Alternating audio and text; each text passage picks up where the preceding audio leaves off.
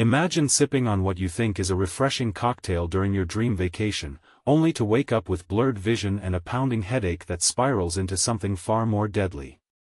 This nightmare scenario isn't just a horror story, it's a real danger for travelers, and it's why the UK Foreign Office has just expanded its warnings about methanol poisoning. But here's where it gets controversial. Is this just a tragic oversight by tourists, or does it point to bigger issues with global alcohol regulation that could affect us all?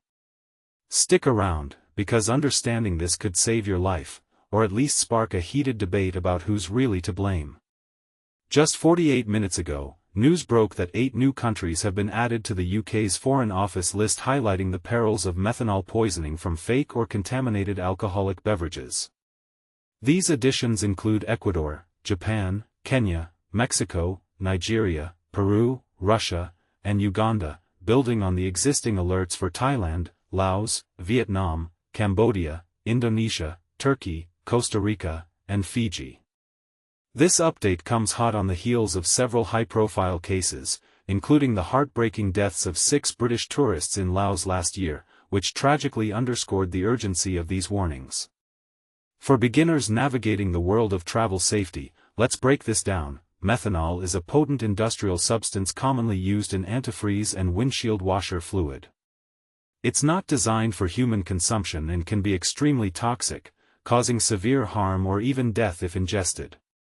The problem arises when dishonest producers in unregulated settings mix it into drinks to stretch their supplies or boost profits. Picture this. Backyard brewers might add methanol to homemade spirits to make them last longer, while some street vendors or bars could dilute cocktails and spirits with it to cut corners on costs. It's a cost-saving tactic that turns a fun night out into a medical emergency, and this is the part most people miss. It highlights how economic desperation in certain regions can lead to dangerous shortcuts that endanger unsuspecting visitors. To combat this, the Foreign Office has launched a fresh advertising campaign and revamped its travel advice resources, including tips on spotting symptoms and minimizing risks. You can check out the details at https://travelaware.campaign.gov.uk/spiking-and-methanol-poisoning/. The key advice for British travelers heading abroad? Stick to sealed drinks from reputable, licensed establishments. Steer clear of homemade alcohol, pre-mixed spirits, cocktails, or anything served in buckets or jugs, where tampering is easier to hide. Now, recognizing the warning signs is crucial for anyone planning an international trip. Early symptoms of methanol poisoning mimic those of regular alcohol intoxication, including nausea, vomiting, dizziness, and confusion. But here's where it gets tricky, and potentially life-saving. Distinctive issues like vision problems, such as blurriness, can emerge between 12 and 48 hours after drinking. Experts emphasize that this delay can make it hard to catch early, as it might feel like a hangover at first. If you or someone you're with shows these signs, don't hesitate, seek immediate medical help right away to prevent irreversible damage. This isn't just about statistics, it's about real people. Just last month, advocates and relatives of British victims who perished or suffered from methanol poisoning overseas gathered in Parliament with travel industry leaders and MPs. Among them was Amanda Dennis, who represents the family of Simone White, a 28-year-old lawyer from Orpington. White was tragically one of the 6 backpackers who lost their lives in Laos. All these youngsters have died unnecessarily, and it could have been so easily avoided if there had been more awareness, if there had been more knowledge, and if they'd had it taught in schools, Dennis passionately shared. Her words hit home. Imagine if basic education on travel risks could prevent such avoidable tragedies. Should this be mandatory in schools, or is it up to individuals to stay informed? Callum MacDonald, 23, from Sunbury-on-Thames, endured the same horrific incident and was left blind. I think it's important that people know, obviously, because it's quite a simple bit of information you can get that can really save you a lot of pain, he reflected.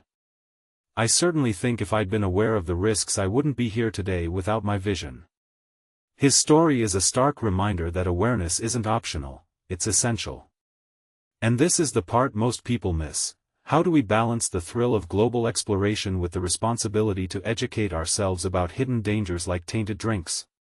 Foreign Office Minister Hamish Falconer, who oversees consular and crisis matters, weighed in solemnly, methanol poisoning can kill. It can be difficult to detect when drinking, and early symptoms mirror ordinary alcohol poisoning. By the time travelers realize the danger, it can be too late. He continued, no family should endure what the campaigners' families have suffered. Their determination to prevent others facing the same tragedy has been instrumental in driving forward these vital updates to our travel advice. Falconer's statement underscores a controversial angle. While the Foreign Office is stepping up, should governments in affected countries do more to crack down on illegal production, or is this primarily a traveler's duty to avoid risks?